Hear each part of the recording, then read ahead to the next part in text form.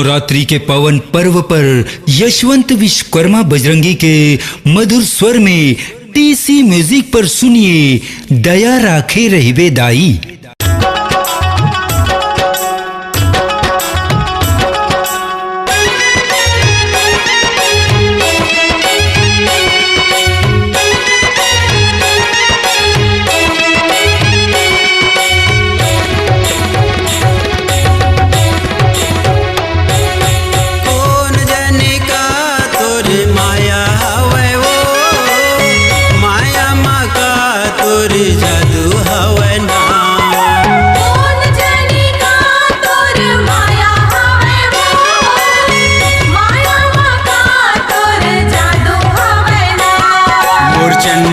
मोर जानकी दाई मोर दुल्हन दाई वो झुम झुम के तोर भुवन माँ बरवा नाचे वो झुम झुम के तोर भुवन माँ बरवा नाचे वो।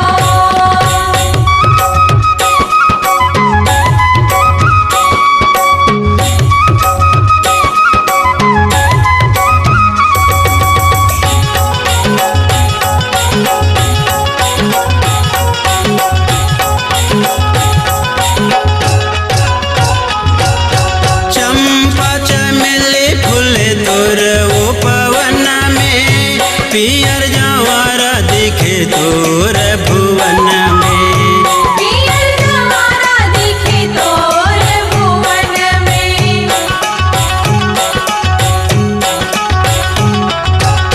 चंपा चमेली फूल तोर ओ पवन में, पियर जवारा दिखे तोर भुवन में।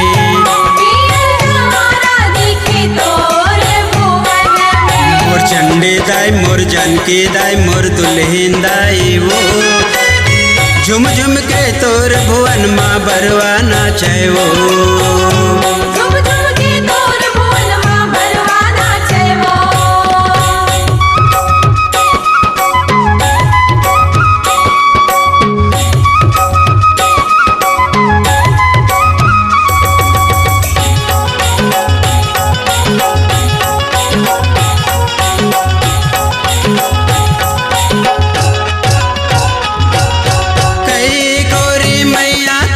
नरियर चढ़त है कई ओरी मैया तोर जोत जलत है, कई ओरी मैया तोर जोत जलत है।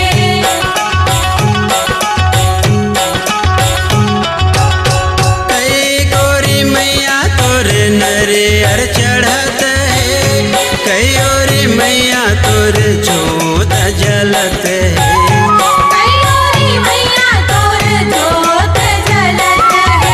चंडी दाई मोर जानकी दाई मोर दुल्हन दाई वो झुम झुम के तोर भुवन माँ बरवा नाचे वो झुम झुम के तोर भुवन माँ बरवा नाचे वो।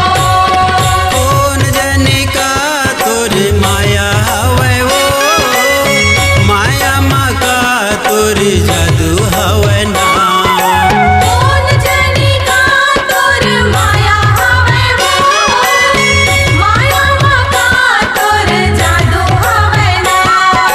चंडी दाई मोर जानकी दाई मोर दुल्हन दाई वो झुम झुम के तोर भुवन माँ बरवा नाचे वो झुम झुम के तोर भुवन माँ बरवा नाचे वो। झुम झुम के तोर भुवन माँ बरवा नाचे वो झुम झुम के तोर भुवन माँ बरवा नाचे वो। झुम झुम के तोर भुवन माँ बरवा नाचे वो। झुम झुम के तोर भुवन माँ बरवा नाचे वो। अपनी आवाज को दीजिए एक नया मुकाम। डिजिटल रिकॉर्डिंग की दुनिया का जाना पहचाना नाम स्वरांजलि, जहां गूंजती हैं ध्वनियां अपनी माटी की सौंधी सुगंध के साथ। छत्तीसगढ़ी संगीत के विविध रंग जो पहुंचाते हैं पूरे प्रदेश में डिजिटल रिकॉर्डिंग के संग। स्वरांजलि स्टूडियो नेमीचंद गली नंबर 2 गंजपारा रायपुर।